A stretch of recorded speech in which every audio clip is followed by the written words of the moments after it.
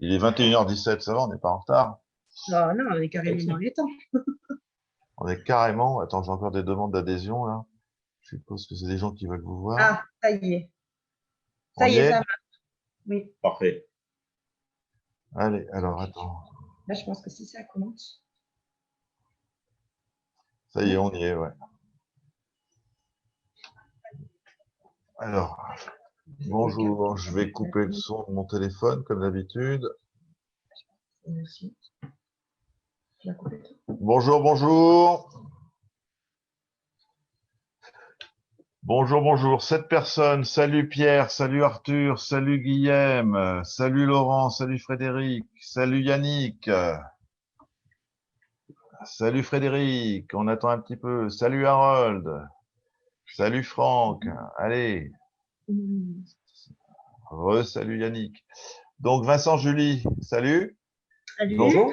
Donc vous êtes les fondateurs d'Au cœur du poisson. Pas petite, très grande entreprise de pisciculture de poissons pour nos aquariums. Est-ce que vous pouvez vous présenter un petit peu, nous raconter un peu l'histoire de la société? Bien sûr. Allez, vas-y, lâche-toi, Vincent. Donc, la société, elle a été créée 1er janvier 2018. Ça a été un petit peu compliqué les débuts pour l'acquisition de géniteurs, tout ça. Ça a pris facile 1 an. On a commencé à produire en 2019. Et là, depuis 2020, on commence à vendre notre production. Donc, c'est tout récent. Donc, pour ceux qui nous suivent, ils savent un petit peu ce qu'on fait comme différentes espèces. Ouais. On a Après, voilà, c'est un truc qu'on a monté tous les deux. On est collaborateurs et en couple. Ça va, ça crée pas trop de friction? Alors, les débuts ont été difficiles, je vous l'accorde. Ouais. Après, bon, le problème qu'il y avait au début, c'est qu'il n'y avait pas assez de boulot pour deux. Aujourd'hui, il y en a assez. Donc, du coup, on se partage les tâches. Ouais. Et du coup, personne se marche dessus et tout va pour le mieux. C'est bien. Au départ, c'est pas évident. Non. Et vous avez, qu'est-ce que vous avez comme locaux? Vous avez des grands locaux? Vous avez beaucoup de bassins?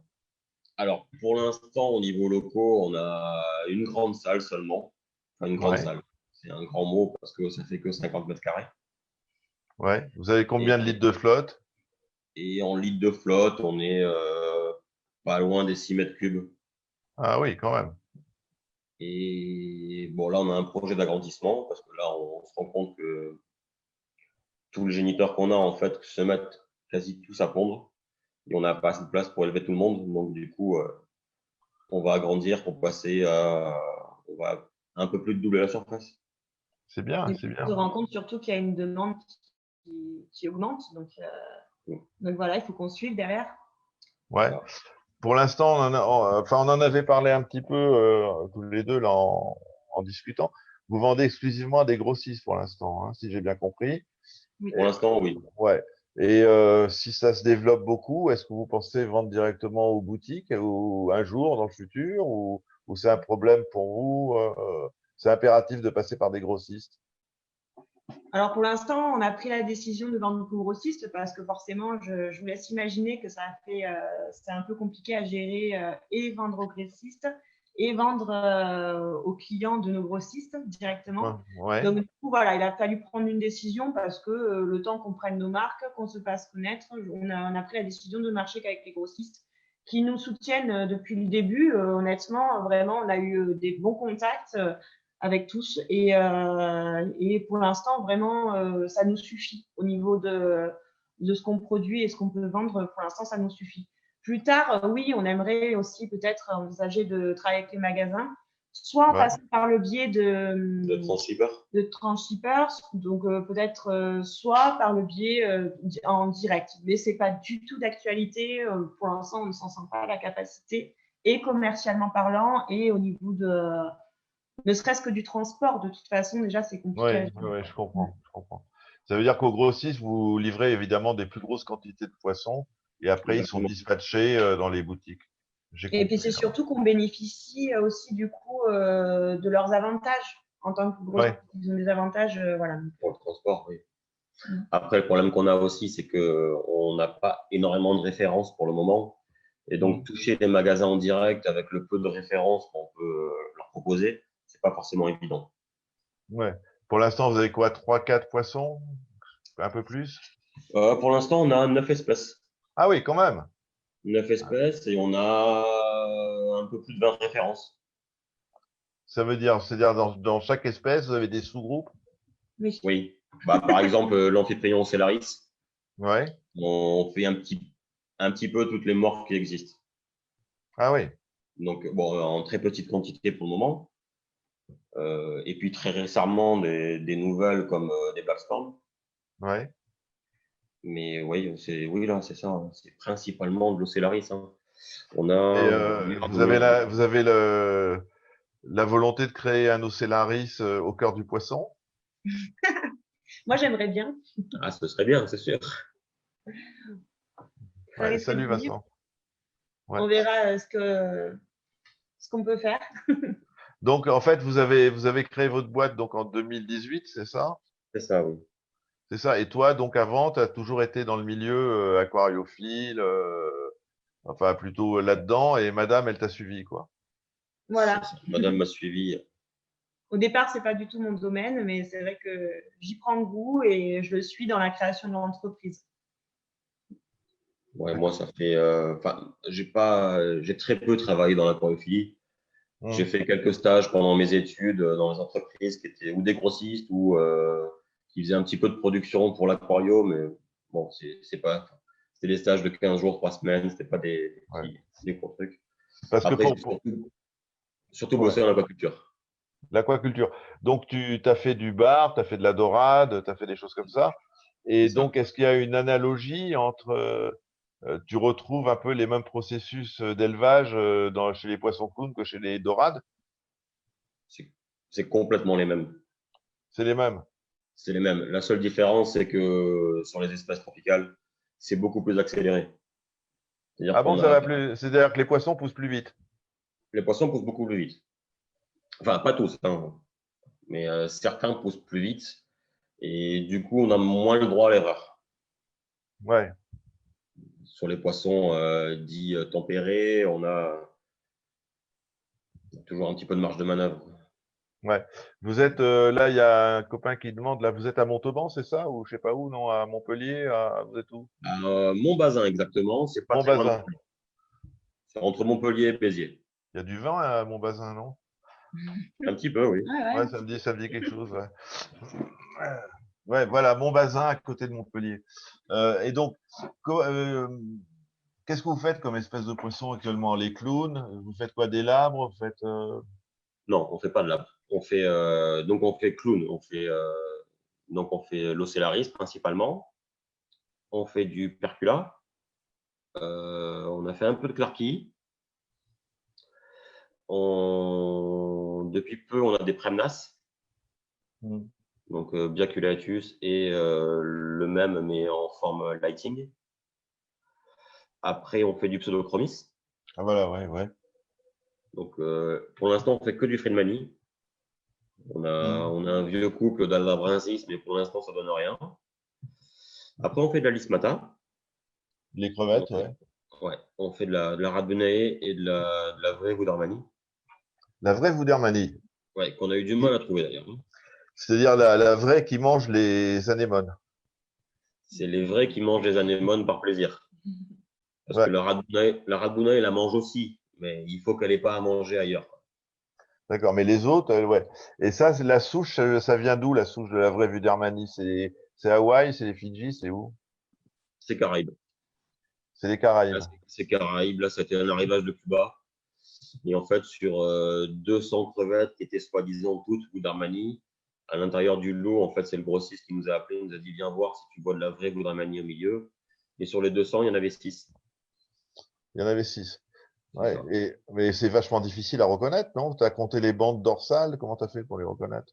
Mais on reconnaît quand même assez facilement, enfin, quand on connaît le truc, c'est pas pour envoyer des fleurs, mais en fait, la Radbunae, elle a les traits qui partent de la tête vers la queue. Tous les traits qui partent de la tête vers la queue, Ouais. avec le tel son qui est légèrement noirci. vraiment le bout de la queue. Alors que la boue d'Armani, arrivée à la moitié du corps, elle a quelques bandes qui traversent le corps de haut en bas. D'accord. Il y a quelques à ça. C'est-à-dire la Voudermanie, elle a des bandes verticales et après des bandes horizontales, c'est ça? C'est ça. D'accord. Elle a quelques bandes en fait sur le milieu du corps qui repartent à la verticale. Ça, c'est la vraie. Et c'est la seule qui a La vraie ça. boue d'Armani. Après, elle est quand même beaucoup plus colorée que la Ragunae. La Ragunae est plus couleur brique orangée, alors que la vraie boue d'Armani est bien blanc, enfin transparente et rouge. Ouais. Quand elles sont jeunes, et c'est souvent le cas dans les magasins, il n'y a pas une très grosse différence de coloration. Adulte, par contre, on voit vraiment la différence. La Ouais, vraie parce boue que d'Armani, elle est bien. souvent, on achète des crevettes vendues pour des Voudermanie mangeuses d'Aptasia et en fait, elles bouffent que dalle, quoi. Je veux dire, c'est pas des vrais, quoi. Ça peut arriver. La Ragunae va manger de l'Aptasia. Ouais. Mais par contre, si elle trouve d'un granulé, d'un reste de poisson à côté, elle préfère manger le granulé que l'Aptasia. D'accord. Est-ce que les Voudermanie, à ta connaissance, elles mangent les Maggiano aussi? Non, je Non, ne hein. sais pas répondre à ça. D'accord.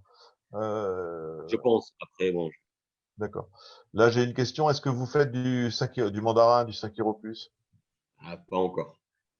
On C'est espère en prévu? faire. C'est vrai? En fait, Ouais. il a fallu qu'on se limite en nombre d'espèces. Et on a choisi nos espèces en fonction du volume d'élevage, en fonction des besoins du volume d'élevage. Le problème du Synchiropus, c'est que ça demande des élevages assez gros en volume. Parce qu'au début, c'est l'élevage qui est semi-extensif avec du copépode et on n'a pas la place pour faire ça. Mais D'accord. je vous avoue que on y pense fortement et avec l'agrandissement, on pense en faire, oui. D'accord. Et est-ce que la repro de chirurgien, là, il y a un copain, là, Yannick, qui demande la repro de chirurgien est-elle envisagée dans le futur ou c'est jouable, c'est faisable, c'est difficile? Alors, difficile, sans aucun doute. Pour l'instant, il n'y a qu'une seule entreprise qui arrive à le faire. C'est Biota. Et après, ici, il y avait quand même un centre de recherche à Miami qui a réussi à faire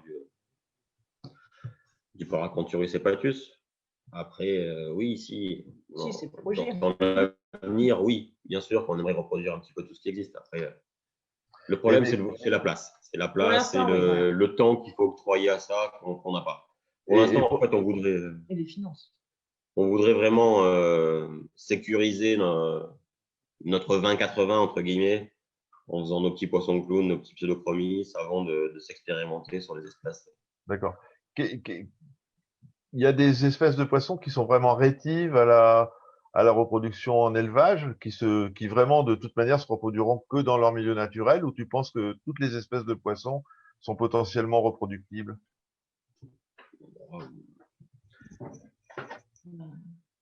Je te Ça pose des dépend des questions un peu poissons. difficiles. Non, enfin, ouais, enfin, c'est. Pour moi, quasiment tout. Après, il y a certaines larves qui ne pourront jamais être chargées dans les bassins, c'est-à-dire avoir plus d'une larve tous les 10 litres, ça sera compliqué. Il y a des larves qui ont besoin de beaucoup d'espace. Ouais, Euh, il y a par exemple une espèce, le Lyopropoma. L'élevage larvaire, ils ont un pédoncule caudal en fait qui fait, je crois que c'est 20 fois la taille de la larve. Et si elle perd ce pédoncule, la larve meurt. Donc, ah oui, vous imaginez bien que s'il y a 10 poissons dans un même litre, c'est plus possible, quoi. Donc, Oui, il y a certaines espèces où ce sera limitant, l'élevage à aquaculture intensive, ce sera très compliqué. à part si les moyens sont limités, quoi. Après, sur de l'extensif, sur du bassin extérieur, pour les gens qui sont à Bali ou autre, c'est possible. Après, il n'y aura pas un gros rendement sur ces espèces-là. Mais sinon, oui, quasiment toutes les espèces sont élevables en aquaculture. c'est-à-dire, on n'a pas, il n'y a pas en mer d'élevage de poissons comme il peut y avoir pour le bar, le saumon, la dorade, les choses comme ça. Ça n'existe pas. Si. En Thaïlande, il y a une personne qui fait du codernie sur des traînes cages, comme pour des Ah, loups et des dauphins en France. ah oui. Mm. C'est-à-dire, il a mis des cages en mer et il les repro là-dedans. C'est ça. Ah ouais. Et lui, il Et fait vous, que du codernie. Oui. le codermie, vous en faites pas? Non, non, on n'en fait pas. C'est une espèce, en fait. C'est toujours la même chose. C'est parce qu'on a peu de place. Et c'est une espèce qui est peu productive. Et Hmm. le problème des codernies, c'est qu'on ne peut pas mélanger les lots. C'est-à-dire qu'un lot de poisson, une fois qu'il est là, en fait, si on le mélange à notre lot, ça se passe mal en général. Donc, C'est-à-dire du coup, ça demande beaucoup de place, beaucoup de bacs différents. C'est-à-dire, si tu mélanges les lots, ça risque de se bagarrer, quoi, c'est ça? Exactement. Enfin, le peu d'expérience que j'ai sur cette espèce-là, ça s'est passé à chaque fois. À chaque fois qu'on a mélangé les lots, il y avait le lot rajouté ou celui qui était en place qui mourait. D'accord. Comment vous avez une ponte de clown, comme tout le temps, quoi. Vous devez en avoir sans arrêt. Vous faites quoi? Vous récupérez les œufs, madame, elle biberonne les larves, comment ça se passe? Alors, on a différentes techniques. Après, on essaye d'avoir Je veux pas que tu trahisses de secret, mais disons que Non, non, il n'y a non, pas de mais, secret. il n'y a pas vraiment de secret. Non, Hein. non. mais bon, on a plein d'amateurs qui ont des pontes de clowns et tout, et des fois, ils aimeraient bien pouvoir les élever, les garder. Donc, Bien sûr. Ben, c'est quels vrai qu'on seraient a les... ouais, on a beaucoup de demandes, même en message privé. C'est vrai que bon, je m'excuse moi en avance de ne pas répondre à tout le monde, mais c'est vrai qu'on a beaucoup de demandes sur la technique de repos. On n'a pas vraiment de secret, hein. Au final, c'est vrai qu'à chaque fois on essaye d'expliquer au mieux ce que nous on fait, mais c'est surtout après derrière, le problème, c'est d'acquérir de l'aliment froid en fait. C'est surtout ça qui pose Voilà, problème. c'est démarrer les alevins, quoi. Oui. Ouais. Et donc, vous les démarrez à quoi? Au copépode, au Doplidartemia, Au rotifère. au rotifère. Là, on démarre tous nos élevages au rotifère. Et Le seul élevage qu'on démarre directement sur Artemia, c'est les crevettes. Ah ouais, autrement, rotifère, tous les Ouais, élevages. Donc, vous avez des cultures de rotifère, quoi, j'imagine. exactement. D'accord. Après, pour la capture des larves, on a, on a deux techniques. Ouais. On met un collecteur dans le bassin. Un entonnoir ou un truc dans ce goût-là, et puis poup. Oui, c'est ça. C'est pas un C'est entonnoir, pas un entonnoir. En fait, sur la sortie du bassin, une boîte. on branche une boîte, si vous voulez, avec à Mmh. l'intérieur une crépine pour retenir les larves. Et donc, la boîte se remplit dans la nuit et on récupère cette boîte pour la mettre après en larvaire le matin. Ou sinon, on récupère des fois les supports de potes, les supports de ponte directement, qu'on met dans les larvaires pour les faire éclore en larvaire. Mais ça dépend enfin, la réussite dépend des fois du couple de poissons. Ah On a ouais. des couples avec des couples avec qui ça marche très bien le récolteur. Et alors que quand on récupère le support de ponte pour le mettre en larvaire, ça marche pas forcément bien. Et vice versa avec d'autres poissons. Voilà. Là, sans ça Là, il n'y a pas de règle. ouais. C'est-à-dire que les larves, vous récupérez les trucs une fois que ça a éclos, quoi. Le plus Toujours, oui. souvent. Bah non, quand c'est sur Enfin, à part quand c'est le Sauf support si de c'est ponte. sur le support. Voilà. Ouais. On récupère le support. En fait, on laisse le support jusqu'au 8e jour. Je Ouais. parle pour les amphipréons. Hein. Donc, avant la 8e nuit, avant la 7e nuit, pardon. Avant la 7e nuit, on met le support de ponte. C'est en général des pots de fleurs en terre cuite. Hein. Mmh. On met dans les larvaires avec un brassage, avec une Et- arrivée d'eau qui se fait dessus. Ils mmh. continuent à être brassés. Et après, ils éclosent dans la nuit. Et comme ça, ils sont directement dans le bassin larvaire. Ouais, vous dormez de temps en temps ou c'est pire que d'avoir un bébé, cette histoire, C'est non? la bonne question. Non? On, C'est compliqué. enfin, les journées Pas un rythme. sont. Ouais, le rythme est un petit peu saccadé. Ouais, t'es toujours tenté d'aller voir où ils en sont, quoi. Je veux dire, en pleine nuit, avec la lampe de poche, la frontale. De moins en moins quand même. Hein. Je vous avoue Ouais. qu'on essaye de tout faire pour essayer de caler ça. D'essayer de trouver un rythme, en fait, tout simplement, où en fait, on optimise voilà, la récolte. Mais c'est vrai qu'après, on ne peut pas avoir du 100% à chaque fois. C'est vrai que Et il faut garder une vie à côté.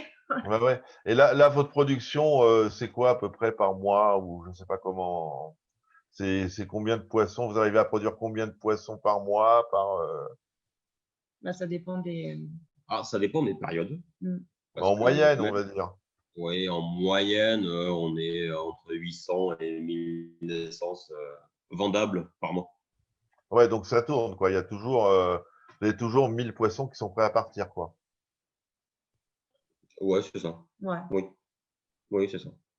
Depuis quelques mois, hein, parce que ça a beaucoup augmenté depuis quelques mois. Et ça dans 6 mètres cubes. C'est ça C'est que tu as ça. dit. C'est ça, Ouais, hein? c'est ça. Ouais. Ouais, Donc, c'est un peu trop serré. Là, ouais, on est vraiment. D'où l'agrandissement obligatoire. ouais.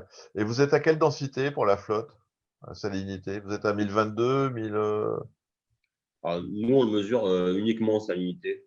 Vous êtes La quoi, 30, densité, on ne mesure pas. vous êtes quoi, 32, Mais on est aux 33? alentours de 33 000, entre 30 et 32 pour 1000. Ouais, c'est ça, ouais. Vous êtes à 32, Mm. donc vous êtes beaucoup plus bas que pour les gens qui élèvent du corail. Ouais. Et Et ça, les salinités un peu basses, c'est mieux pour les poissons d'ailleurs, hein, parce que je crois qu'une salinité haute, ça leur fragilise les reins, hein, il me semble. exactement, ça leur force à osmo réguler un peu plus. Et l'avantage qu'on a aussi, c'est que pour tous les parasites externes, Voilà. en général, ils poussent moins quand la salinité est plus basse. D'accord. Et ça vous arrive d'avoir des crises de je ne sais quoi, là, des maladies enfin, je touche du bois, hein, pour vous, mais les nouveaux poissons, si tu rentres des reproducteurs, des machins, tu les passes au micro-ondes avant, tu fais quoi? Bon, ils sont en quarantaine sur des bacs indépendants D'accord. pendant 15 jours à 3 semaines. Ouais, comme pour le Covid, quoi. 15 jours, 3 semaines, C'est d'accord. ça. C'est ça. On va peut-être réduire d'ailleurs, je sais pas. Non, après, on a eu une fois une maladie qui s'est très bien passée. On ne sait pas exactement quelle maladie ça a été. On a eu de l'exophthalmie sur quasiment tous nos poissons. D'accord. Là, Mais j'ai un oui. commentaire de Maël, il dit gros bulleur sur la ponte quand vous sortez le support. Ça marche pas trop mal. Vous faites ça, vous, un gros bulleur? Mitigé. Mitigé sur le gros buleur. Ah ouais? Après, comme je vous disais tout à l'heure, c'est que des fois, ça peut être indépendant de la ponte, du poisson qui a pondu. Bizarrement, c'est pas forcément pareil pour tous les poissons connus. Donc peut-être qu'avec lui, le bullage marche très bien. Et nous, le peu d'essais qu'on a fait avec bullage, ça n'a pas toujours été très formidable. Moi, j'y connais rien. Ça consiste en quoi, le bullage? C'est quoi exactement? En fait, sur le support de ponte, à la place de mettre une arrivée d'eau pour Ouais. brasser les larves, on peut mettre un bulleur en dessous. Du coup, Ah, ça va d'accord. remuer les larves le temps qu'elles éclosent. On n'a pas eu des super résultats, nous, avec ça. En fait, il faut que les larves, il faut savoir que quand elles sont sur le support, les larves, il faut qu'elles soient tout le temps brassées. Tout le temps D'accord. qu'elles soient brassées. Mais pas trop quand même. Mais pas trop. Il faut trouver le bon réglage. Donc, il y en a qui envoient juste un petit peu un courant d'eau, il y en a qui envoient un bulleur. Voilà, c'est différentes techniques. Bah, tu vois, Julie, tu m'épates. Tu me disais, ouais, moi, c'est l'administratif, c'est machin, mais tu connais vachement bien aussi. Oui, mais Hein? je mets les mains dans l'eau quand même. À force.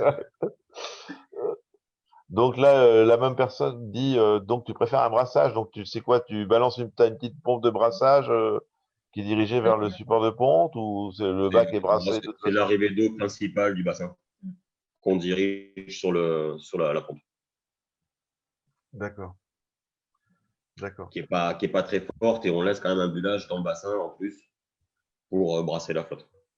d'accord. Là, je pense, là, il y a un copain qui m'a demandé à MP, est-ce que le Dory en fût, ça se reproduit, ça peut se reproduire?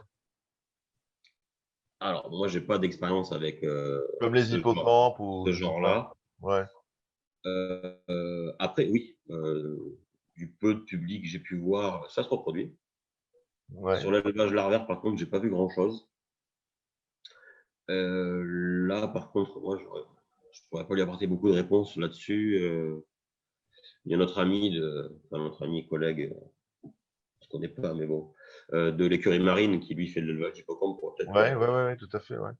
Après, il y a l'aquarium de Monaco qui a déjà fait du cingnat en élevage. Donc, Ouais. peut-être qu'eux aussi pourraient le renseigner. Mhm. Nous, on n'en a jamais fait. Ouais. D'accord. Les géniteurs, vous les nourrissez avec quoi? Des granulés ou je sais pas ce que c'est le truc des pâtons ou des granulés? Pâton. C'est quoi les pâtons? Ah, pâton, c'est juste une mixture qu'on fabrique nous-mêmes.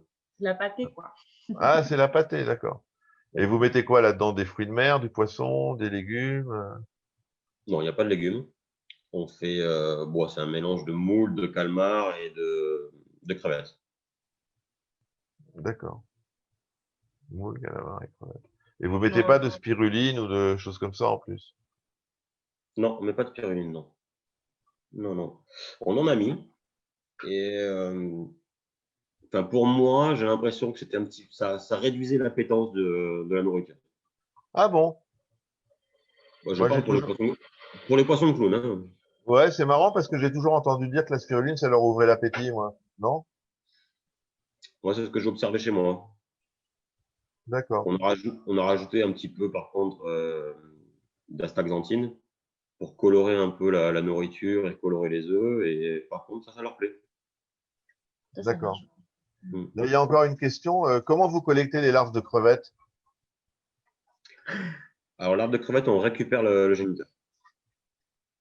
Vous C'est-à-dire récupérez le qu'on, géniteur parce qu'il a les œufs sous les pattes, là. Enfin, c'est ça, non? c'est Et ça, oui. après, Sous les et petites donc pattes, oui. après, c'est quoi comment ça se passe la repos d'une crevette? Les œufs qui sont sous la crevette éclosent au bout d'un moment Ouais. C'est assez long pour la crevette. Oui. Ça peut aller être entre 15 jours et 3 semaines. C'est ouais. vraiment en rapport avec la température. Ah ouais, Ouais. Et nous, ce qu'on fait, c'est qu'on récupère la crevette géniteur, on la met dans un aquarium, toute seule, ouais. dans une sorte de tamis, avec l'arrivée d'eau sur elle. Ce qui Une fait que douche, quoi. quand elle pond, enfin, quand elle évacue ses œufs, ses larves, du coup, les larves passent à travers du tamis et elle reste dans son panier. Ah ouais. Du coup, elle Et mange pas donc, ses petits. et ça, donc t'es obligé de surveiller tout le temps, quoi, parce que si c'est entre 15 jours et 3 semaines, tu regardes le géniteur tout le temps. Alors, comment tu sais quand ça va éclore? On ne sait jamais vraiment quand ça va éclore. On le sait sur les derniers jours. Ouais, j'allais dire de plus en plus. Sur les derniers jours, en fait, on voit en fait les yeux des larves qui apparaissent à l'intérieur de l'œuf. Ah ouais. Je crois que j'avais mis une photo sur notre page Facebook avec vraiment, tu te rappelles de la crevette, avec vraiment, on voit les larves avec les œufs qui. Elle était sur le point de pondre pour le coup. Ouais, elle m'avait échappé cette photo, ouais. Euh, de quoi on pourrait donc les clowns. Et dans les sous-espèces de clowns, il y en a qui sont plus pénibles à reproduire que d'autres ou parce qu'il y en a certains qui sont très très territoriaux, d'autres un peu moins, d'autres ça joue là, dans le. Non, après, nous, l'avantage qu'on a en élevage, par exemple, le percula est un petit peu territorieux, un petit peu plus territorieux que l'ocellaris. Nous, ce qu'il y a en élevage, c'est qu'on ne leur permet pas d'avoir cette territorialité parce que ils sont quand même en densité assez importante, donc tout se passe pour le mieux. Donc nous, on voit pas de. À l'élevage, c'est pareil pour nous. Au lever un ocellaris ou un percula, pour nous, c'est la même chose. D'accord. Le Premna, c'est si, un peu plus compliqué. Ouais. Ah oui, Déjà Ouais. en larve, ils se battent. Le Premnas, à partir de 3 semaines, il commence déjà à se taper sur la gueule. Voilà. Ils sont tout ah oui, petits, ils sont mais très ils cons, se ils sont battent. très. Ouais. Ça me rappelle quand je faisais de la repro de Beta Splendens dans mon jeune temps. C'est vrai que les mâles, ils commencent à se taper sur la gueule assez tôt. Ouais. Ouais. Là, j'ai deux questions. Au bout Oui. de combien de temps les crevettes sont assez grosses pour la vente? Donc, si la crevette a tout ce qu'il faut pour faire ses mues, c'est souvent le problème en fait, parce qu'elles font les mues très rapides. Au début, c'est vraiment très rapide, c'est très rapproché les mues. Si elles ont tout ce qu'il faut, en général, une crevette atteint 2 cm et demi en 2 mois et demi. D'accord. Voilà, il faut compter 2 mois et demi, oui, à peu près. C'est à nous, Entre 75 et 90 jours. parce que nous, on estime qu'à l'avance, c'est 2 cm et demi. Oui, 2 cm et demi, c'est pas gros hein, pour une crevette. Hein. Et ça, celle-là, 2 cm et demi, pouf, elles partent à la vente. Hein. Ouais. Oui. D'accord. Qu'est-ce que les crevettes, vous les nourrissez avec quoi? Des granulés? Les géniteurs, Ouais. alors, les géniteurs sont nourris au pâton, comme les poissons. Ah, au pâton, comme les poissons. D'accord. Là, il y a Yannick qui demande un truc encore de trahir vos secrets. Vous avez un écumeur, des UV en permanence, un refuge, comment ça se passe? Alors, on n'a pas de refuge. On n'a pas de refuge. Par contre, on est sur écumeur. On surécume, hein, comparé à ce qui est préconisé dans l'aquario, même récifal. On surécume parce que le problème qu'on a, tout aquariophile, c'est dès que tu nourris un bassin, ton écume elle s'écroule dans l'écumeur et ton écumeur, pendant 1 à 2 heures, il ne fait plus grand-chose. Donc, du coup, nous, on surécume par rapport à ça parce qu'on nourrit en permanence. Donc, on a une écume qui n'est pas sèche du tout. On écume très clair. Après, on passe tout sous UV. Tous les bassins sont sous UV permanent. Permanent. Bah, D'accord. pour si un jour on a une maladie qui se déclare sur un bassin, qu'elle ne se propage pas à tout le monde. Donc on essaye de se protéger avec les UV. Après, on a essayé, pour se protéger, de faire le plus de circuits possible. Voilà, c'est ça, j'allais dire. On a multiplié les circuits aussi. On a divisé en fait nos géniteurs en 2 circuits. Oui. D'accord. Dans vos bassins, j'essaie d'imaginer vos bassins, c'est un aquarium vide avec plein de clowns ou il y a quand même des pierres, des trucs, des choses, Pour les géniteurs ou pour le truc d'élevage, quoi. Enfin, c'est du fish only classique. Alors, pour le géniteur, non, c'est aquarium nu avec un seul support de pompe. C'est-à-dire que tu mets un pot de fleurs au fond et il se C'est débrouille ça. avec ça. Voilà. On a des bons résultats avec ça. Et donc, vous avez un bassin où il y a plusieurs géniteurs, donc plusieurs pots en terre cuite, quoi. Et Non, chaque bassin, c'est un couple. chaque bassin, c'est un couple. Ouais. Et donc, vous avez combien de bassins? Pour les géniteurs, on doit avoir, un peu plus de 60 bassins. Ah oui, Mm. d'accord, donc c'est des petits bassins, quoi. Oui. Oui, oui. C'est du bassin, là, sur le clown, on est sur 64 litres brut, je crois. Ah ouais, donc dans 64 litres bruts, vous reproduisez juste un bac nu, enfin un truc nu, un pot de fleurs, et pouf, et vous récupérez les larves, et c'est parti. Ah, c'est Oui. pas mal ça pour les gens qui veulent élever des clowns. Les gens qui ont des clowns en aquario, pouf, on fait un petit bac nu de 60 litres à côté, un pot de fleurs, et zou. C'est C'est cool ça. ça.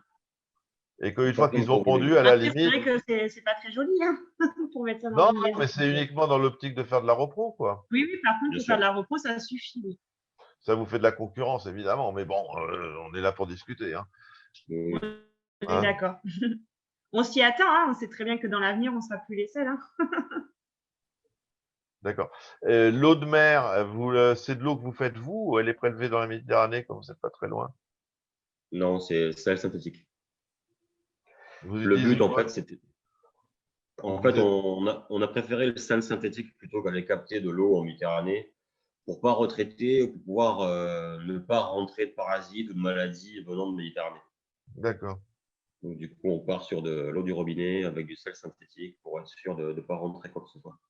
Et vous utilisez quel sel si c'est pas indiscret? Là, en ce moment, on est sur Instantia. Ouais, donc ouais, un sel, ouais, ouais, classique, quoi.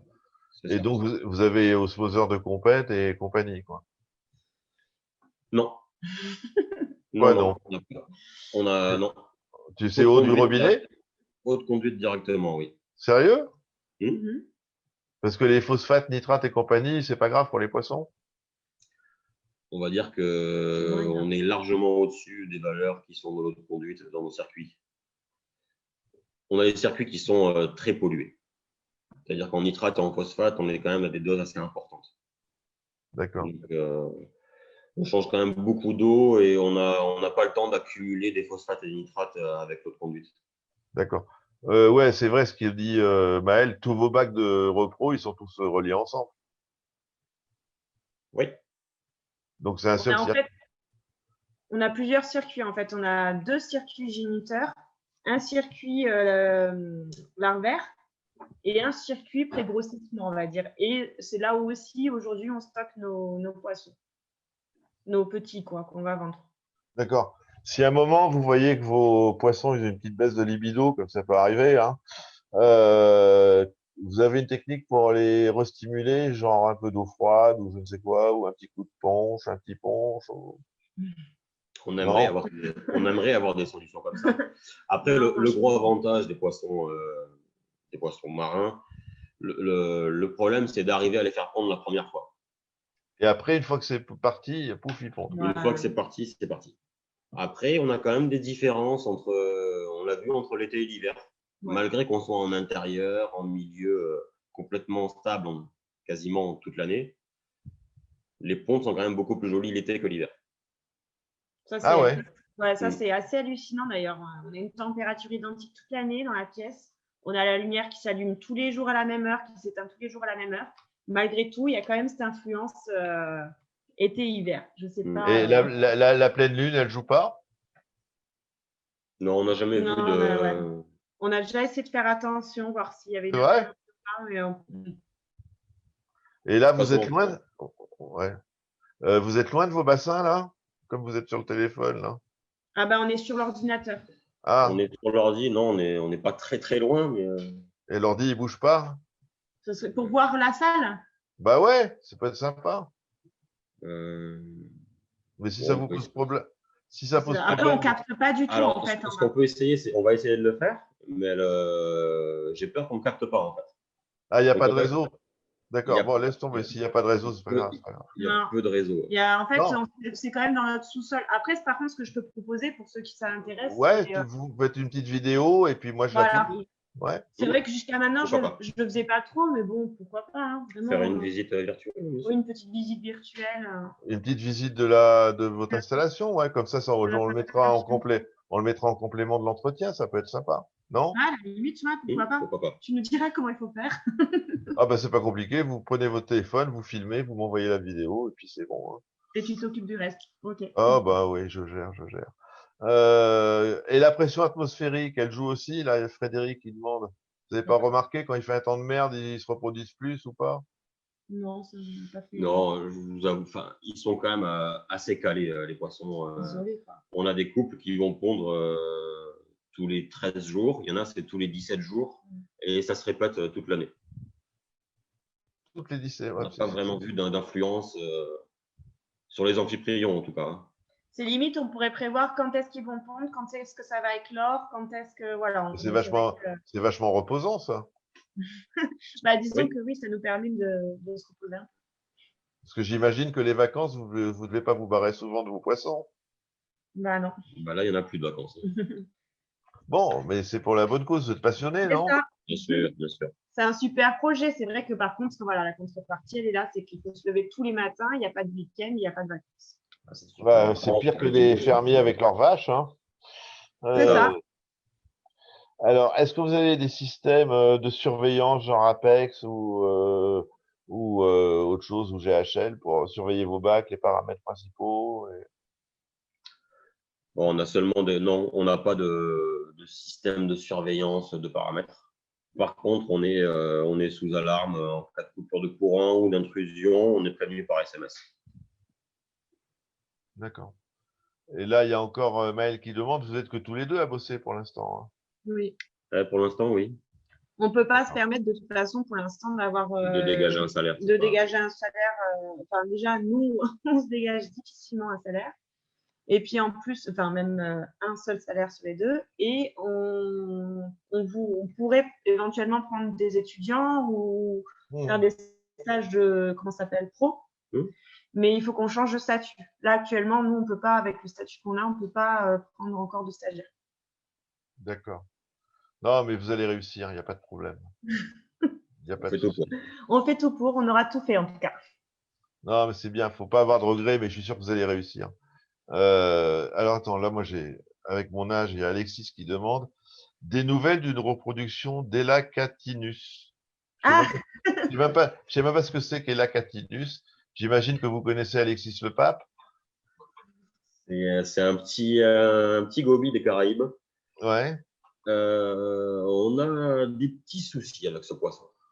Parce que c'est un poisson qu'on a réussi à faire pondre relativement facilement. Mais sur le larvaire, c'est pas top. On pense qu'il demande une qualité d'eau assez exceptionnelle. Qu'on n'a pas. Qu'on n'a pas forcément. Donc, alors, acheter un osmoseur, hein. Peut-être. Non, mais l'installation future aussi, enfin, j'espère, nous permettra aussi de on va revoir un petit peu nos systèmes de filtration. Là, c'était une installation de lancement, on va dire, hein, une installation expérimentale. Oui. On voulait voir si on y arrivait, si éventuellement ça pouvait intéresser nos clients. Et puis voilà, maintenant, on sait que ça peut fonctionner. Maintenant, on en est à l'étape où on cherche un peu les finances pour passer à l'étape au-dessus et agrandir l'installation. Donc, on va quand même doubler en surface. Donc, on va s'améliorer en eau et du coup, à progresser dans nos reproductions, quoi. Pour répondre à la question, on en fait un petit peu de l'Elacatinus. Ouais, mais c'est pas de la production de masse. Hein, c'est vraiment. Moi, franchement, je vous tire mon chapeau. Parce que pour une installation expérimentale, 2 zigotos comme ça qui se lancent là-dedans, vous arrivez à sortir combien? Tu m'as dit 1000, 8000 ou 1000 poissons par mois? Je ne sais plus. À peu près 1000 poissons par mois. Bah, moi, franchement, je vous dis bravo. Merci. Merci, c'est gentil. Bah écoute, quand même, c'est une belle aventure, c'est génial. Voilà, c'est une belle aventure, c'est sûr. Alors, dis donc, là, il y en a plein de questions. Les Gramma Loreto, c'est prévu ou non? Vous les faites déjà, ça? Non? Alors, on a des géniteurs. Ouais, ça, par contre. On a des géniteurs. Et on a un couple. C'est peut-être pas la bonne solution d'ailleurs de les mettre en couple. Apparemment, il faudrait faire un RM. Ouais. On a un couple qui pond, mais les œufs n'arrivent pas à terme. Ils blanchissent. Et, donc là, On n'arrive même pas au stade larvaire, là. on stagne un petit peu sur le Gramma Loreto, mais si, C'est prévu. c'est une des espèces qu'on a choisies en tout cas pour l'agrandissement. Qu'on Super. va essayer de produire vraiment. Mais on fera différemment pour le coup. On Mmh. fera vraiment, suite au conseil de Alain Dudé et tout ça, c'est vrai qu'on va essayer de faire différemment. On va faire plus dans un gros bac avec plus de poissons, C'est ça. avec un système de récolte peut-être en continu, on verra. Alain Dudé, il faisait quoi comme chez l'OTAN comme poisson? Vous avez le souvenir, vous? Il en faisait plein, non? Oh, il faisait plus d'une trentaine d'espèces. Hein, donc, lui, les Alacatinus, il en faisait 4 ou 5 espèces. Les Gramma, il faisait Loreto, Melacara, Brasiliensis. Ça a été un des premiers à faire de la Caloplestox, Plexivelis. Après, il faisait quasiment tous les amphiprions. En pseudochromis, pareil, il faisait 5 ou 6 espèces. Il faisait du Cryptocentrus cinctus, en Ah, il est crevette super. aussi. Il est Non, il super. faisait vraiment énormément d'espèces. Ouais, ouais. Ben, je vous souhaite de faire la même chose. Voilà, Moi voilà. aussi. Là, il y avait une question. Bon, je ne sais pas si vous allez répondre, mais pour ce genre d'entreprise qui est quand même, si on parle d'un point de vue environnemental, vous êtes tout Oui. à fait performant puisque vous évitez de pêcher des poissons sauvages, bon, ce qui est quand même pas mal pour les récifs. Est-ce que vous avez eu des aides de la région, du ministère de l'écologie, de je ne sais quoi? Pas du tout. Pas du tout. C'est vrai que là, on est un peu. Enfin, moi, j'avoue, je suis un peu surprise vis-à-vis de ça parce que, bon, forcément, on est un peu dans la mode actuelle, protection de l'environnement, tout ce qui va avec dans la recherche, le développement, tout travail en France. Enfin, voilà, c'est vrai que je répondais un petit peu à toutes les cases et malgré tout, on n'a pas eu pour l'instant d'aide. Non, pour l'instant, pas Et du tout. au niveau régional et au niveau européen. Enfin, je veux dire, j'ai fait quand même pas mal de demandes et pour l'instant, zéro. On a eu zéro aide, donc forcément. C'est pour ça que c'est si long à se développer aussi parce que. Le problème qu'il y a, c'est qu'on rentre dans aucune case. C'est-à-dire qu'on dépend de l'agriculture parce que ça reste de l'élevage, mais on ne fait pas de l'élevage de masse, on ne fait pas de l'élevage en pleine mer.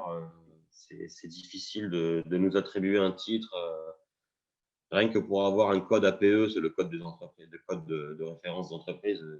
Ils nous ont mis dans une case qui ne nous correspond pas, mais ils ne savaient pas où nous mettre. Enfin, voilà, et du coup, derrière, même les banques ont du mal à nous suivre en fait. Vu qu'on correspond à. Nous suivent pas. Il n'y a pas de modèle en fait. On est presque les premiers à faire ça. Après, il y avait l'OTAN il y a quelques années. Mais, Alors là, justement, là, bon, déjà, Pierre Azéma dit bravo, vos poissons sont top qualité, mais ça, on n'en doutait pas, hein. Ils sont bichonnés par Julie. Et en Europe, hors aquarium, il y a d'autres boîtes qui font de la repos. oui. Oui. Il y en a une vers Menton, non? Il y en avait une.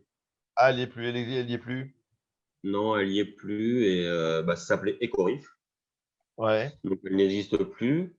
Non, après, il y a un Portugais qui s'appelle Sea Breeder qui fait des beaux poissons. Bon, après, il y a les États-Unis, bien sûr. Tout le monde connaît Pro Aquatics, Sea Reef, tout ça. En Allemagne, je crois qu'il y a 3 éleveurs. Il y en a qui nous Ah oui. Et de ce qu'on connaît, nous, ce serait à peu près tout.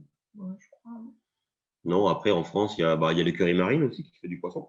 Ouais, alors justement, là, il y a un Johan qui dit, pourtant l'écurie marine a eu des financements FEAMP, Europe. Ouais, le financement fait ample, oui. Donc, c'est le seul financement auquel on pourrait prétendre. Mais c'est un financement qui vient une fois les travaux finis, en fait. Donc, Et ça veut dire que vous faites les travaux, donc, ça veut dire qu'il faut déjà avoir fait l'emprunt. donc il faut avoir les fonds pour avancer, en fait.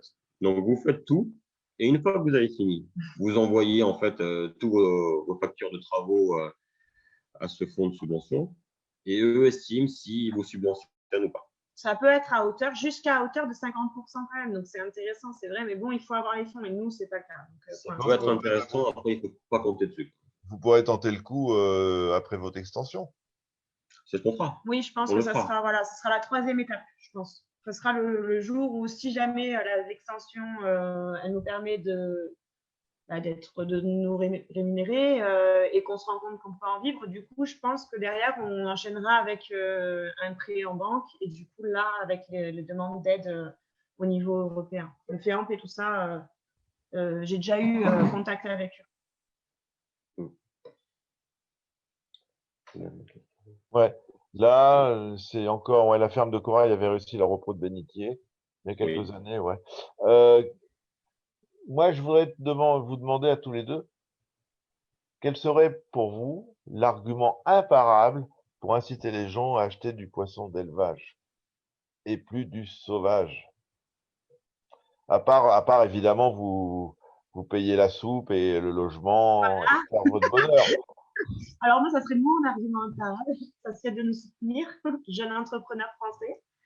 Non, après, c'est d'être certain d'avoir un poisson acclimaté, un poisson qui est déjà sevré, pas un truc qui est pêché sur le récif et qui, 3 semaines après, se retrouve chez Botanique. Bon, après, ceci dit, pour tout ce qui est amphiprion, 95% du temps, maintenant, c'est de l'élevage. Ouais. Après, c'est souvent de l'élevage qui vient d'Asie. Mais bon, ça reste de l'élevage quand même. Et donc là, c'est l'élevage dont on parlait tout à l'heure, là, le mec qui élève dans des filets en pleine mer, ou ils ont des trucs d'élevage comme vous? Non, non, ils ont des trucs d'élevage comme nous. Plus gros, bien sûr. Ouais. Donc le Après, bilan carbone des poissons d'Asie, il est naze par rapport au vôtre, quoi. Exactement, j'allais en venir. L'empreinte écologique, c'est pas la même. Voilà. Nous, il y a juste un transport de camion pour aller de chez nous jusqu'à chez vous, jusqu'au magasin qui nous prend nos poissons. voilà. Enfin, pour le coup, c'est le grossiste. Mais... D'accord. Et vous travaillez avec qui? Avec Antinea, avec On essaye de toucher un peu tout le monde. On essaie de travailler un petit peu avec tout le monde. Après, il y a des personnes qui nous ont soutenus dès le début. Ouais. Tu peux les citer, il n'y a pas de problème pour les remercier. Oui. Bah, nous, on a. C'est aussi géographiquement. Géographiquement, en plus, ils sont juste à côté de chez nous. Donc, c'est Happy Fish. Avec Stéphane qui nous a beaucoup soutenus au départ, qui a acheté toute notre production, même quand on n'en avait pas beaucoup. Donc, ça, c'est super. Ça nous a pas mal aidé au départ. Et puis après, tout le monde a pris un petit peu le relais, même Talents, Antias, Nguyen aussi. Enfin, vraiment, et à chacun à leur façon, je dirais, mais je ressens vraiment le soutien de tout le monde, quoi. Voilà. J'ai pas des négociations systématiques, voilà. J'ai pas ce qu'on pourrait imaginer. Je retrouve pas ça. J'ai l'impression qu'au contraire, je suis orientée, je suis guidée et voilà. Voilà, j'allais venir à ça. Bon, c'est peut-être des questions un peu embarrassantes, mais vous n'êtes pas étranglé comme l'éleveur de cochons qui est étranglé par Leclerc, Auchan, Carrefour. Non. Honnêtement, forcément au début on a un petit peu de stress quand on parle de prix. Nous on lançait des prix, on avait fait un peu une moyenne de tous les prix qu'on voyait, et puis on a lancé ces prix-là. Après, j'ai vu tout à l'heure il y avait la question est-ce qu'on prend en considération la difficulté de l'élevage et tout ça. Non, c'est vraiment on se fie vraiment au prix du marché et on a essayé de trouver le juste prix. Après. Moi, j'ai pas trouvé qu'il y ait eu de grosses négociations ou de pression vis-à-vis de ça, voilà.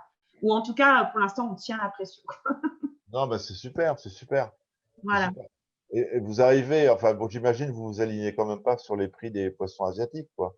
J'imagine que comme tout, ils sont moins chers que les vôtres, quoi. Oui. Oui. Ah oui, donc complètement, complètement. Là. Après, il y a un prix de poisson au départ de chez eux et il y a un prix de poisson à l'arrivée. Ouais. Donc, nous, c'est vrai que le coût de transport, elle est moindre. Nous, ça augmente notre bénéfice pour le coup, vu qu'il y a très peu de transport. Ça ne traverse pas la moitié de la planète, donc du coup, tout ça, c'est du bénéfice en plus pour nous. Et quand moi, si je vais chez chez mon poissonnier, je lui dis, voilà, je voudrais acheter un couple de clowns qui vient d'au cœur du poisson. Il saura me le dire, il saura, enfin, je veux dire, Eh ben, c'est ce qu'on espère. C'est comment le, je C'est peux avoir la, comment je peux avoir la certitude d'acheter vos poissons? bah, c'est notre plus grosse difficulté aujourd'hui. C'est Mm. qu'en fait, aujourd'hui, on n'a pas forcément, par contre, un suivi de notre marque, entre guillemets, quoi. Il y a pas de code barre sur la nageoire caudale du poisson? Voilà, c'est ça. Donc, en fait, même, on ne sait pas si au final, c'est un peu la difficulté qu'on a, hein, c'est un peu les doutes qu'on a. On ne sait pas si au final, le poisson qui est affiché, même, je dirais, au cœur du poisson, est-ce que c'est vraiment le nôtre? Est-ce que c'est pas vraiment le nôtre?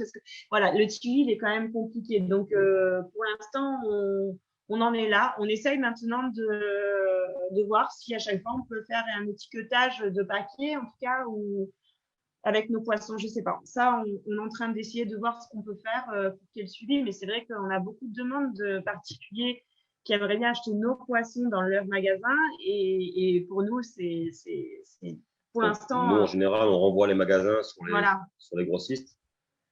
Mais c'est techniquement invérifiable pour l'instant. Ouais, il y a Pierre Azéma, l'ami Pierre, il dit sur les dispo fournisseurs, normalement c'est écrit là, d'où ça vient, quoi, je veux dire, pas tous. À tous. pas tous. Non, Oui. pas tous. Voilà, mais Bon, ça va venir, j'en suis sûre. Moi, après, je suis convaincue ceci que ça va dit, venir. ils écrivent tous sur les listings élevage français. Oui, déjà. Donc, il y a de grandes chances que ce soit nous quand c'est l'élevage français. Ouais. Et c'est contrôlé ces trucs-là ou ils peuvent écrire n'importe quoi? Je sais pas. On ne sait pas. On sait pas. Après, bon, après, c'est quand même des gens qui jouent le jeu. Moi, en je trouve général, que, ouais, hein. enfin, moi, j'ai l'impression qu'à chaque fois, Ils sont tous passionnés comme nous. Enfin, on a envie d'y j'ose croire. pas On a envie de imaginer dire, qu'ils fassent le contraire, en tout cas. ouais. D'accord. Non, parce que c'est intéressant aussi pour vos crevettes. Comme vous les garantissez bouffeuses d'aptasia, je veux dire, ça serait sympa d'être sûr d'acheter des Vuillermanie au cœur du poisson. Oui, ça, je suis d'accord. Complètement d'accord. Faut qu'on Après, trouve, je sais pas comment on peut faire. on a un petit peu fait évoluer nos clients, entre guillemets. C'est-à-dire qu'avant, ils recevaient un lot de Lismata venant des Caraïbes et ils appelaient ça forcément Goudarmanie. Mmh. Et aujourd'hui, ils font la différenciation entre Radbounae et Goudarmanie. Parce que 90% du temps, c'est de la Radbounae ou de la Boghesi, hein, c'est pas de la Goudarmanie. Mmh. Et donc, là, je vois chez Happy Fish, quand ils vous mettent l'Ismata Goudarmanie, c'est de la vraie Goudarmanie. Ouais, c'est la vôtre. C'est la nôtre. Happy Enfin, Fish. c'est la nôtre.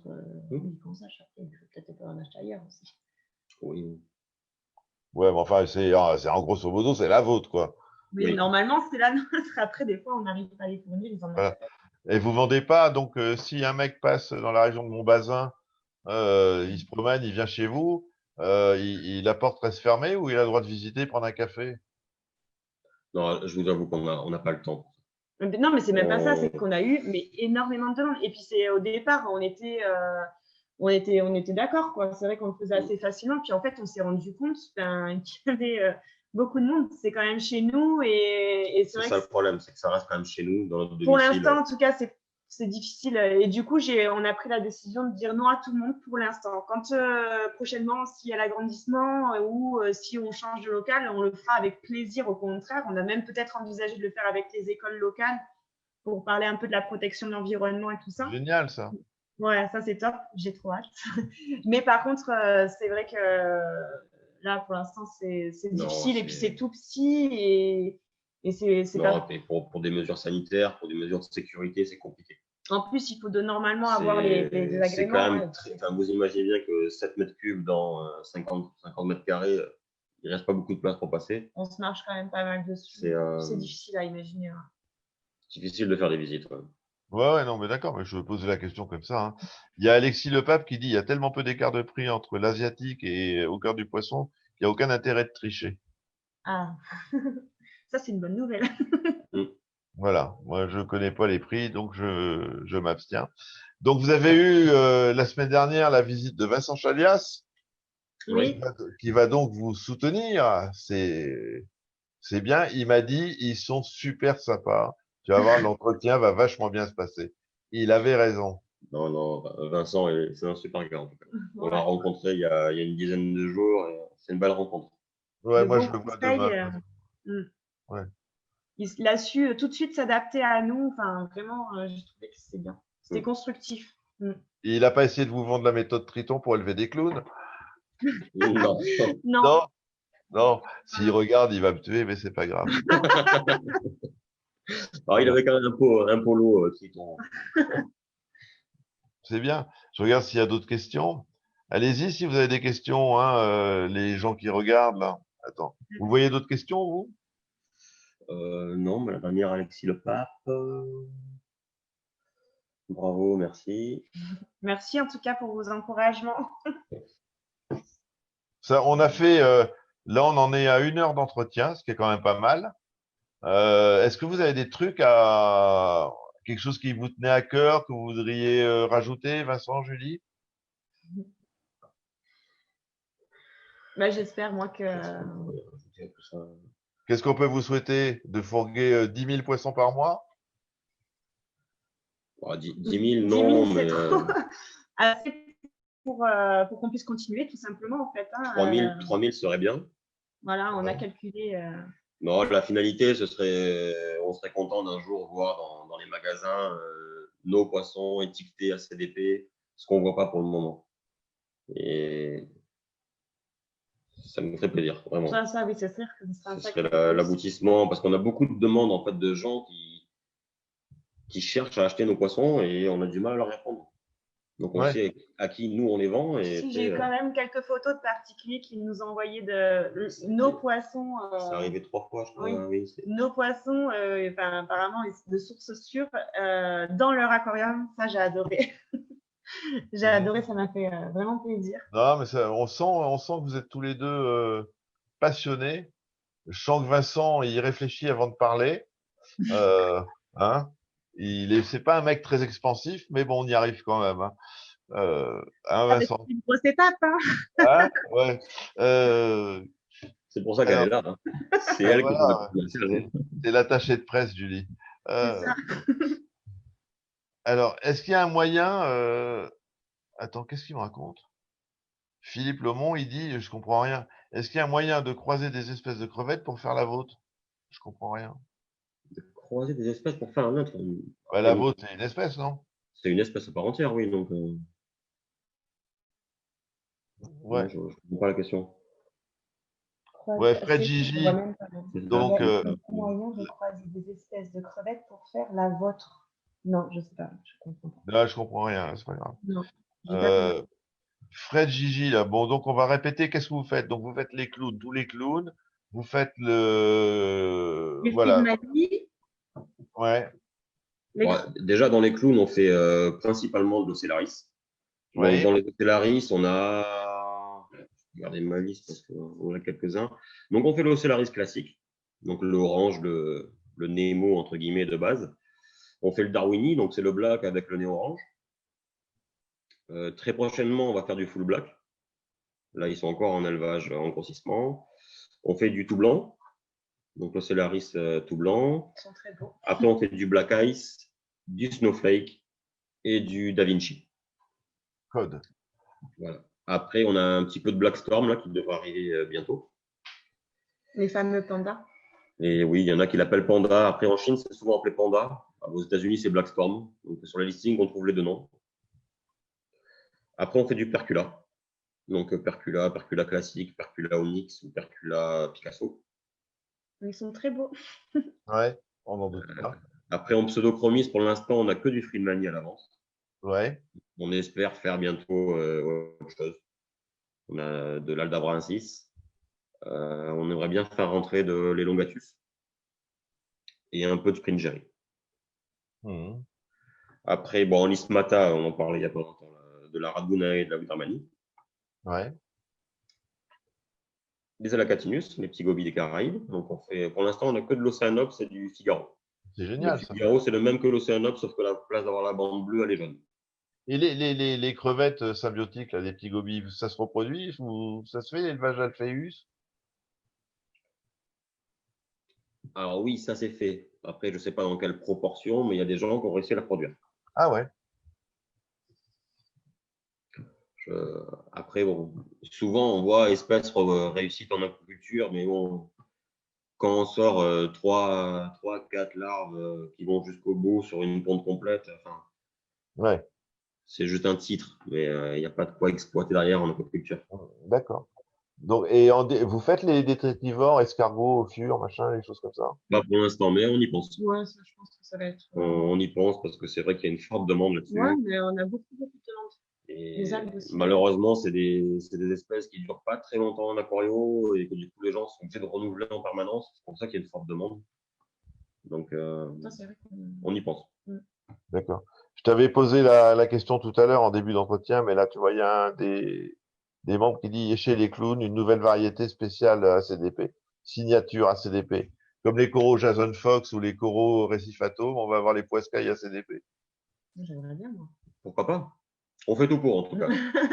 Je vous avoue Et qu'on a des croisements où on a mixé des couples. Ouais, Bon, on a fait un peu des. Ouais. pour ceux qui connaissent, on a mixé du Black Bullet Hole avec du Black Storm, Black Storm avec qu'est-ce qu'on a fait du Snowflake. Enfin voilà, on essaye de faire des croisements un petit peu atypiques entre guillemets pour essayer de sortir un poisson Spécial. jamais vu.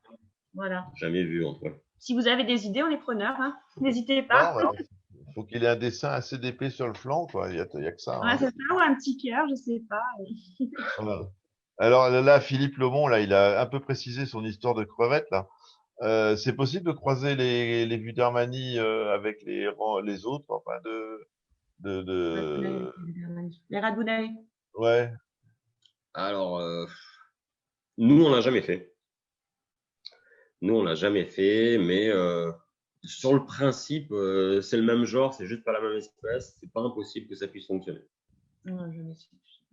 Après, ça marche chez les poissons, donc peut-être que chez les crevettes, ça peut marcher aussi. Mais bon, ça, j'ai aucune certitude. d'accord. Le panda ocellaris, vous l'avez déjà, non? On l'a depuis peu là. Enfin, Il y a des tout petits. on a des petits. Ça aussi, Voilà, j'ai partagé les vidéos pour Ouais, le oui. coup. On a voilà. des Tu vois, petits. Pierre, il y a déjà du panda, il est tout petit, et Julie, elle biberonne pour que ça grossisse. Non, là, ils ont un mois. Ouais. Donc ils seront. Et après, vous en avez beaucoup? Non. Bah, le problème qu'il y a, c'est que sur les espèces qui sont quand même comme ça, Spécifiques. très spécifiques, sur les morphes un petit peu extrêmes, sur une ponte, on a allez, 60% de la ponte qui donne rien. Donc, c'est ou des poissons qui redeviennent un morphe originel. C'est-à-dire que là, par exemple, la ponte, on a réussi à sortir beaucoup de Black Storm. On a une majorité de poissons noirs qui sont sortis. Ah oui. C'est-à-dire de l'Amphiprion full black qui sont sortis. On a eu un petit peu de Black Storm qui seront considérés comme Black Storm. Mhm. Et on a pas mal de tout blanc aussi, de ce qu'ils appellent les Storm Platinum, Mhm. qui ont une valeur marchande qui est quand même beaucoup moins importante. Et dans la repro de poisson, est-ce qu'il y a de la manipulation génétique? Enfin, pas à votre niveau évidemment, mais il n'y a pas de boîte où ils séquencent l'ADN, ils modifient les gènes, les machins, les trucs. Non, Non, je pense c'est pas. que de la sélection esthétique. Vraiment. Pour l'instant, c'est vraiment que ça. Il n'y a pas de. Non. Parce qu'on peut imaginer dans le futur aussi, quand ACDP sera très très grand, avoir un labo avec plein de biologistes qui séquencent l'ADN, qui te mettent un petit fragment de machin là, un petit fragment là pour voir ce que ça donne. Bah, peut-être. Je pense pas qu'on ait besoin d'en arriver là parce qu'il y a quand même une hérédité assez importante esthétique sur les Ouais, poissons. je trouve que Ouais, ouais. C'est quand même. on voit assez vite les résultats. Ouais. Bon, il faut bien sûr que le couple ponde, tout ça, mais bon, je trouve que quand même très rapidement, on voit les résultats d'un mélange. Quoi. Ouais, bon, l'hérédité, elle est quand même plutôt importante. Parce que là, bon, nous, on est à la 3e génération de poissons. Mhm. Et quand on met, là, je prends l'exemple du dernier couple qu'on a qui commence à pondre depuis peu. Donc, c'est une 3e génération. Le mâle, c'est un snowflake, c'est un black ice extrême. Donc, un poisson qu'on avait sélectionné parce qu'il était spécialement joli. On l'a mis avec une femelle orange classique. Et là, on a 60% des petits qui sortent qui sont en black ice. Ils ne sont pas extrêmes, mais ils sont au minimum au premium. Donc, ça nous sort des beaux poissons quand même. Mhm. Est-ce il y a des problèmes de dégénérescence au fur et à mesure? Enfin, vous faites attention à ça, faut modifier les parents tout le temps. Enfin, comment vous faites? Alors, nous, on y fait attention pour ne pas croiser frères et sœurs.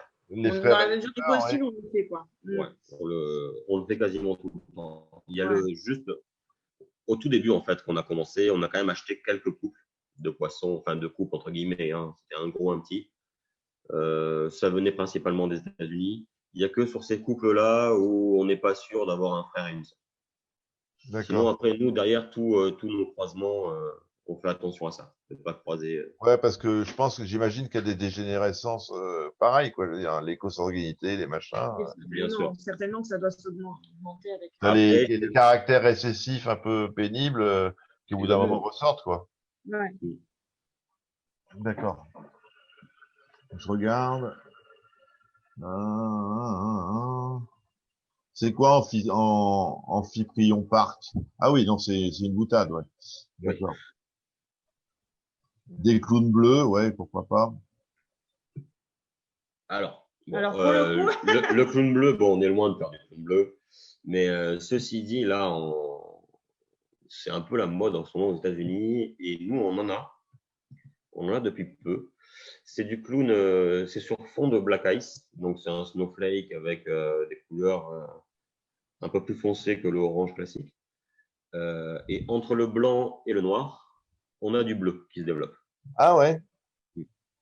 des reflets un peu, ça Après, fait comme des c'est pas reflets. flagrant, hein, Ouais. c'est pas un bleu profond, c'est C'est vraiment avec l'éclairage que ça se voilà, voit. ça fait vraiment sous les nageoires et entre les bandes, c'est bleu ciel. Ah, ça doit être joli, hein. Ouais, Ça fait des beaux poissons. c'est Oui. très joli, mais c'est vrai que pour l'instant, on ne peut pas dire que c'est des poissons tout bleus. Non. Ça, c'est sûr. Mais après, je sais que Aura bosse dessus sur ces Storm Platinum, justement. Et eux, ils ont du Storm Platinum avec des reflets bleus et voilà, ils poussent là-dessus, quoi. Ok. Je regarde s'il y a d'autres questions. Ouais, il y a Fred qui dit ça peut arriver, bon, suivant les trucs de consanguinité, là. Il peut y avoir des vertèbres qui peuvent manquer sur les grammas, par exemple, au bout d'un moment. Après, c'est même pas un nombre de. Enfin, on l'a, ça nous arrive. Malheureusement, ça nous arrive. Bon, c'est très peu. Mais en fait, c'est des vertèbres qui se soudent entre elles. Ah oui. Et donc, en fait, ça arrive qu'on pousse un petit peu trop le poisson en croissance. Donc, en fait, le poisson grandit trop vite enfin, le squelette. Les muscles grandissent plus vite que ce que le squelette est capable d'absorber. Donc, des fois, les vertèbres se soudent ou le poisson se tord. Parce Et que ça, vous les. c'est plus un problème d'élevage que de consanguinité. C'est un problème de dosage de nourriture, quoi. Ouais. D'accord. Bon, bah écoutez, De qualité de nourriture. Julie, je compte sur toi pour faire une petite vidéo de votre install. Ouais. Et puis, si vous le souhaitez, vous me l'envoyez et je la mettrai en complément de l'entretien qui va rester disponible sur la page. J'espère que ça vous a plu. Bah oui, Très bien. ça s'est bien passé. Ça a été, Merci. ça va? Merci pour l'invitation. Bah oui, Avec oui. grand plaisir. Avec grand plaisir, vous revenez quand vous voulez. Et je vous souhaite la plus belle réussite possible. C'est gentil. Merci. Hein. Et merci à tout le monde pour les petits commentaires. Ça Oui. fait Je vous plaisir. souhaite de réussir. Je peux vous dire que le live était relativement bien suivi parce qu'on a eu en moyenne toujours à peu près 30 personnes qui regardaient, ce qui est pas mal compte tenu de mon expérience et je pense qu'il sera regardé en replay après ou voilà. Mais très sympa. Je vous remercie tous les deux. Allez surveiller vos poiscas. Et la chance, je sens qu'ils font des conneries là, les poissons. Mais non, on va y aller, il faut qu'ils mangent maintenant. Ah, maintenant c'est l'heure. Mais c'est comme les bébés, vous leur donnez quoi, 5 fois par jour, 6 fois par jour. C'est ça. Ouais, à peu près, Entre ouais. 4 et 5 fois par jour. Donc la nuit, vous faites un roulement pour descendre donner à bouffer aux poissons. Chacun son tour. Non, on a réglé notre éclairage de 9h du matin à 1h du matin. Ah ouais, d'accord. C'est la plage horaire où Eh tout ben, le monde est allumé. c'est pire que d'avoir des gosses, hein, votre histoire. Bon, on a deux filles quand même, hein, qui nous aident beaucoup d'ailleurs. Bon, ben c'est bien, c'est bien. Bon courage à vous deux, belle réussite. J'espère que dans quelques temps, on refera un petit truc. Vous aurez étendu votre entreprise, vous aurez les subventions Espérons. et que vous dégagerez suffisamment de pognon pour avoir 2 salaires. C'est ça. Ça Hein? serait l'idéal. C'est le C'est but. tout ce qu'on peut souhaiter. Voilà. Merci à vous. Passez une belle soirée et Merci. à très bientôt. Bah, Ciao, merci à toi. ciao. Et Ciao, À salut tout bientôt. le monde. Merci. Au revoir. Ciao, ciao.